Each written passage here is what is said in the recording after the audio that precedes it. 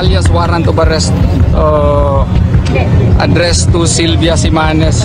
Pero ang address dito, sir, Pasig City, Metro Manila, sir. Yan, itong kay Sylvia Simanes po. Oo. Pasig. Oo. At kahit saan namin pwede yan, kahit na yan ay Pasig and elsewhere.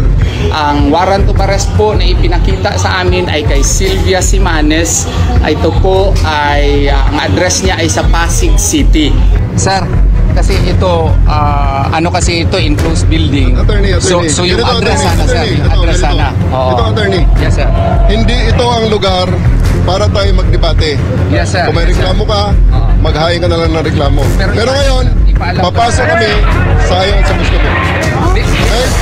Sa amin pong palagay, under the rules, Rule 113 of the Rules of Court, a warrant of arrest addressed in Pasig City is not a license to conduct an unbridled search into the property owned by a different entity.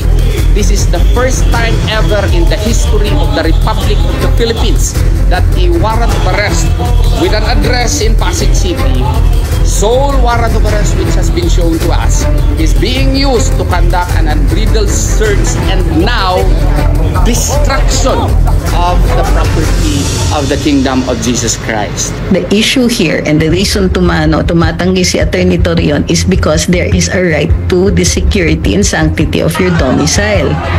Hindi po ganong kadali. And so therefore, kumbaga, you're violating the privacy of persons. So the court will have to weigh ano yung mas matimbang dyan. Yung pag-violate ng domicile o yung pag-serve ng warrant na wala namang kasiguruhan kung andun yung tao at hindi po specifically nakalagay yung lugar na yon. Papasok kami sa ayon sa gusto mo.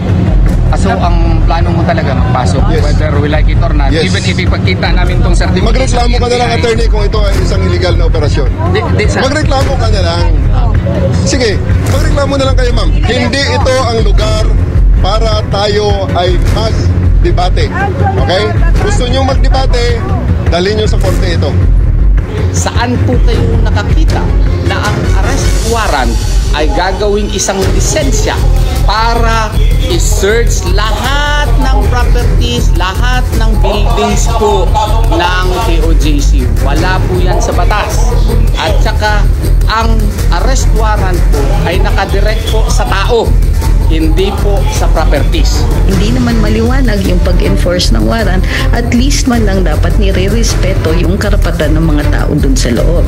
How long will that warrant be? How long ba ang service of warrant? Ngayon na nga ako nakakita na more than 24 hours nagsuserve pa rin sila ng arrest warrant.